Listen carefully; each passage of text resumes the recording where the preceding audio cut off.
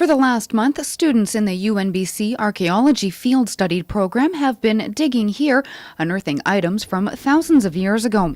The site was recorded almost 40 years ago, but no excavation work has ever been undertaken until now.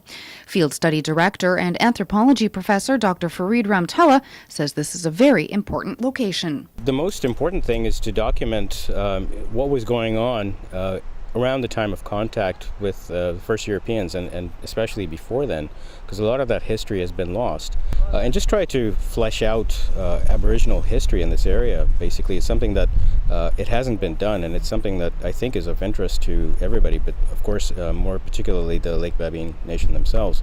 They do have stories about recent ancestors who have come from this village. The students have been focusing their excavation work on one part of the village. Is an area where people were roasting and processing foods which they were storing for the winter. So we have these underground cache pits, and there's literally hundreds and hundreds of them over there. And then further down the road here, there's actually remains of longhouses where people actually stayed. So there's about 8 or 10 of these things, which are, again, really fascinating, and nobody's ever done anything with them. Students have unearthed various and sundry artifacts and tools, like arrowheads and spears.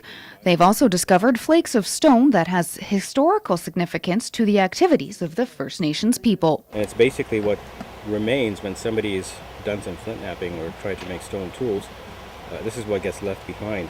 So this is really, really good evidence that people were here making stone tools, sharpening knives, creating other kinds of implements, probably sitting along the bank here. One of the students spoke to me about what she's found while at the site. The first unit that I worked on was a cultural depression, and that was basically to look at the stratigraphy to see what the history of the area was like. And then just recently I worked on a small unit. Within 10 centimeters the layer, we found 658 flakes, which really shows that there's a lot of fish processing going on. It's quite interesting to find all of them and see all the different materials being used. Dr. Ramtella says they're hoping to come back to the site in the summer of 2012. We want to really try and concentrate next time on the longhouses over there, because that's going to be very interesting to see essentially how people lived and what the social structure was around the time of European contact and before that.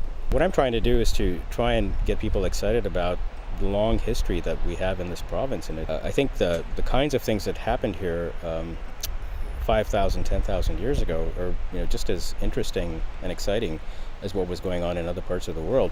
The artifacts gathered during this project will be taken back to Prince George, catalogued and held in trust for the Lake BABINE Nation until they have the facilities in which to house them. For CFTK TV News near BABINE Lake, I'm Karen Koppitz.